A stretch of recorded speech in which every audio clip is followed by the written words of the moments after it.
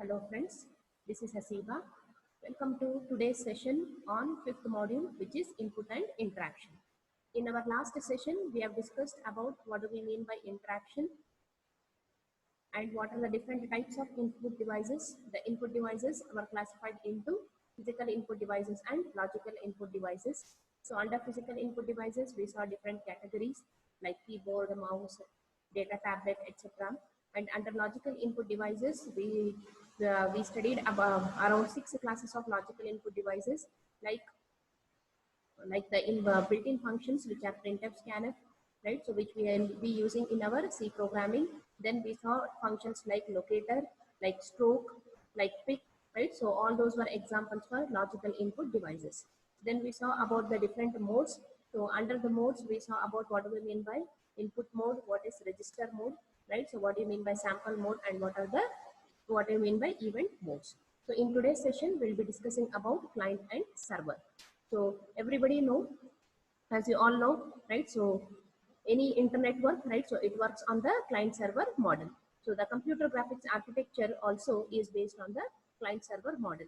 So that is, if at all the computer graphics has to be used for a variety of application, then we have to do it on a well-distributed computing and network, right? So that is why we make use of the client and servers. So the two basic building blocks are entities in a client server network are servers and the clients, right? So servers are those which provide services which are requested by the client. So servers and the clients, they can be distributed over a network, or it can be present within a single system. You can make a single system to work as a client and a server, or you can have a collection of clients and servers.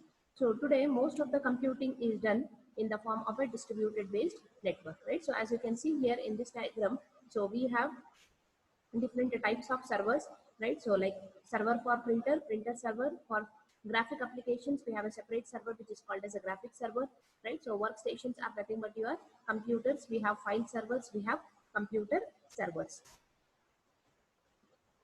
So like this, we can have our network. So most popular examples of printer servers are which allow us to use high-speed printing devices among multiple users, right? And file servers, they basically allow us to share the files and the programs, right? So the users or the clients, they can make use of these services with the help of user programs or client programs, right? So the users are called as the client, right? So who can make use of the services which are provided by the server. So if even if you have a single user isolated system, then also the interaction can be configured as a client server model. That means in a single system also we can have the client server architecture to run on, right? So this is nothing but your client server model. So the next topic what we have is the display list. So what is this, a display list? So as we know that previously in our computer architecture, right? So we just had the host system, right? So which is connected to the server. So the original architecture of a graphical system, it was just based on a general purpose computer which is connected to a display device, right? So the system was just connected to a display device. We didn't had a separate processor for a display, right? So the main disadvantage of that particular older system was the system was slow and it was very expensive, right? So that is why nowadays a special purpose computer is built which is known as the display processor. So in between the host and the display device, we have a processor which is called as the display processor, and a display processor maintains a file which is called as the display file. So the user program, whatever is there which is processed by the host computer, it will be converted into a list of compiled instruction, right? So the user program will be processed by the host computer, and it is it results in a compiled list of instruction which will be sent to the display processor. So this display processor will store all the data whatever it receives in a separate display memory which is called as the display file, or it is also called as the display list, right? So then what the display processor will do, the display processor will execute its a display list contents repeatedly, right, at a sufficient high rate so that you will get a flicker free image. That means you will not be able to make out, right, so which is the first image and which is the second image, right? So continuous display of images can be done on your display screen by executing the commands which are stored in the display file. So there are basically two modes in which the objects can be drawn on the screen, right? So we have immediate mode and retained mode. So in immediate mode, what happens is it sends the complete description of the data whichever needs to be drawn to the graphics servers, and no data will be retained, right? So whatever the data or whatever picture you want to display on your display screen, the complete information of that particular picture will be sent directly to the graphics server, right? And you are not storing any data. For example, to redisplay the same object, the program must resend the information, right? So the information includes vertices, attributes, primitive types, viewing details, right? So all those things. So in the immediate mode, so directly you are sending the complete data to the graphics server for display. But whereas in retained mode, right, so which is offered by the display list, the object is first defined, right, and its description will be stored in a display list. Whatever object you are displaying on the display screen, right, so the definition of that particular object will be defined, and the details of that particular object will be stored in the display list, which is at the server side, so that any redisplay of the object can be done by a simple function call which is issued by the client to the server, right? So if I take the immediate mode, in the immediate mode I cannot have the redisplay, right? So because once the object is displayed, the complete data is given to the graphics servers and the entire object will be displayed, right? So I cannot redisplay the same object. But if I go for a retained mode, the complete data of the object, it will be stored in the display list, right? So since the information is stored in the display list, whenever you want to display the same picture or same object, you can do so by making use of the information present in your display list. So that is the advantage of retained mode. So the main disadvantage of using this display list is that it requires more memory at the server architecture, right? So and the server efficiency decreases if the data is changing regularly, right? So there is advantage and also disadvantage of using the display list. If you make use of the display list, it will be less costlier, right, and it will be faster, right? So but the disadvantage is that it requires memory, more memory at the server side, right?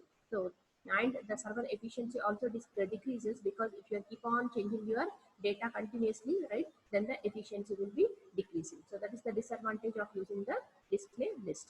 So now let us see what do we mean by how to define and execute a display list. So the next topic is definition and execution of display list.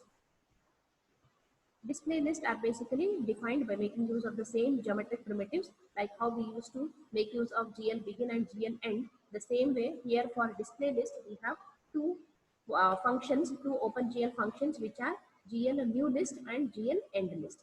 GL new list is used at the beginning of the list, and GL end list is basically used at the end, right? So these two lists are used to define a display list. So display lists are basically defined by making use of two functions, GL new list and GL end list, right? So GL new list is used at the beginning of the list, and GL end list is used at the end. So each display list, it must have a unique identifier, right? So this unique identifier, it is an integer that is usually a macro which is defined in the program, right? So whenever I want to define any display list, right, so I'll be making use of the hash defined directive, as you can see here. So here I want to display a red color box, right? So what I'm doing is I am giving a unique identifier for that particular box, right? So as 1, so hash define box space 1. So we have to make use of the hash defined directive in order to give the appropriate name for the object in the list, right? So the name of my object, whatever I'm going to display, is a box, right? So hash define is the directive, and the identifier which is used here is 1, right? So now I will start writing my list. So GL new list, GL new list. What is the type of the object which I have to draw? It is box, right? So box comma GL underscore compile, right? So this flag, which is GL underscore compile, it indicates the system to send the list to the server, right? So whatever list you have written, right, so to display the object, that particular list will be directly sent to the server, and it will not display the content. So in order to do that, you are making use of a flag or a constant which is called a GL underscore compile, right? So now since it is a box, right, so we are drawing here a polygon. So it is a GL begin GL underscore polygon, right? So GL color TF 1.0, 0.0, 0.0. So 1.0 means it is red color box what we are drawing, right? So a box usually has 4 vertices, right? So I'm writing the 4 vertices here. GL vertex 2F 1 point minus 1 minus 1, GL vertex 2F 1 minus 1, GL vertex 2F 1 1, and minus 1 1, right? So 4 vertices of the box are given, right, and the color of the box is chosen, and I have chosen the to OpenGL constant as GL underscore polygon. So a polygon with 4 vertices will be drawn of red color, right? So GL end, and finally I'm giving GL end list. So every GL new list will have a corresponding GL end list.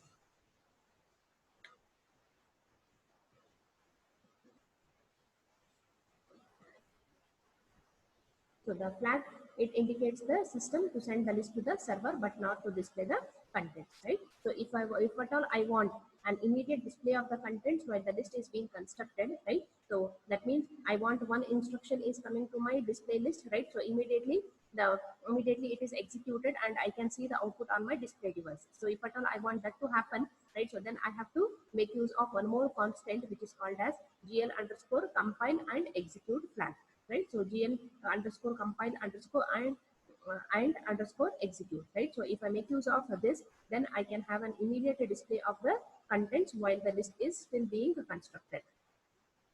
So this is how we make use of the GL new list and GL end list, right? So each time if the client wishes to redraw the box on the display, then we can just do it by calling the call list, right? So GL call list function I can use, and just I can make use of the name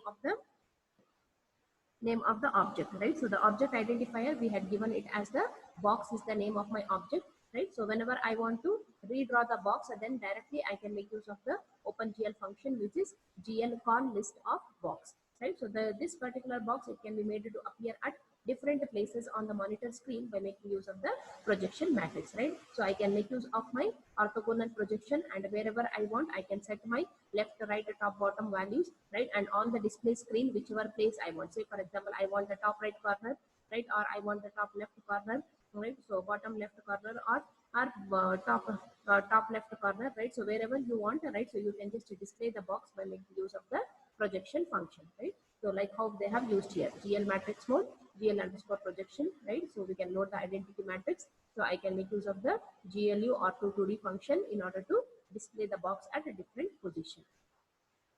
The OpenGL, it provides an API in order to retain the information by using the stack, right? So as we know, what is a stack? A stack is a LIFO data structure, right? So we can also store the values. We can save the present values of the attribute and the matrices by pushing them into the stack. Usually these two function calls are basically placed at the beginning of the display list, right? So whatever information or whatever operations we are doing, if we want to store them, right, so we can do it by making use of the stack, right? So we have two functions here in order to push the data onto the stack. So GL push attribute, GL underscore all underscore attribute underscore bits, right? So all the attributes of that particular object identifier will be pushed onto the stack, right? So then I'll be calling the function which is called as GL push matrix. So whenever you want to retrieve the attribute values, right, so then you have to pop the content from the stack, right? So in order to pop the content from the stack, we'll be making use of GL pop attributes and GL pop matrix, right? So these two function calls are usually placed at the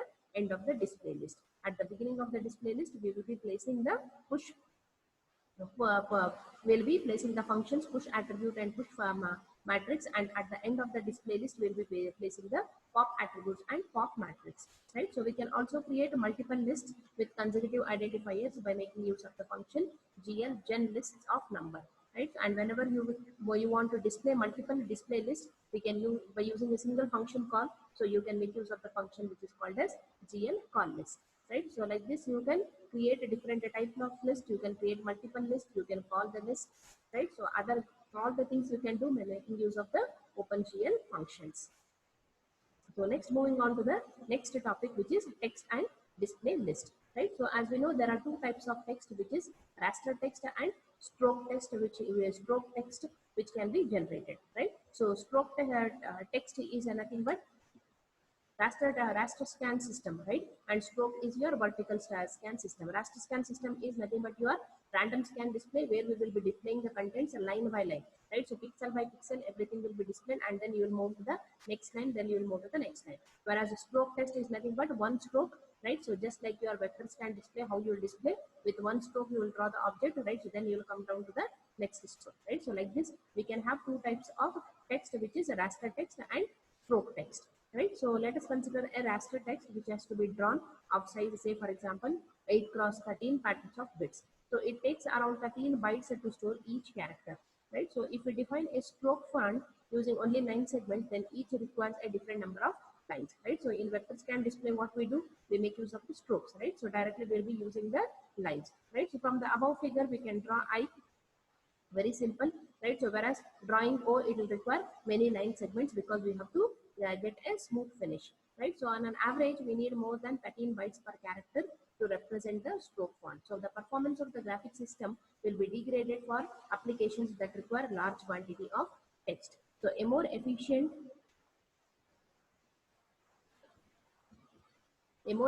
strategy is to define the font once using a display list for each character and then store it in the server, right? So you'll be using one more function here, which is called as our font function. So whichever font type you want, you can specify in OpenGL by making use of the function called as our font function, right? So it will basically draw any ASCII character which is stored in the variable C, right? So we can see the function here. So we have written our font function. So our font means we can either go for raster type of a font or we can go for random type of font, right? So that is raster text or stroke text. So whichever type of font function, whichever you want, whichever type of text you want, you can select, right? And you can put it in your function. The name of the function is our font, right? So our font char C, so switch off the KCA like this, you can write your switch function. So for the character O, the code sequence will be,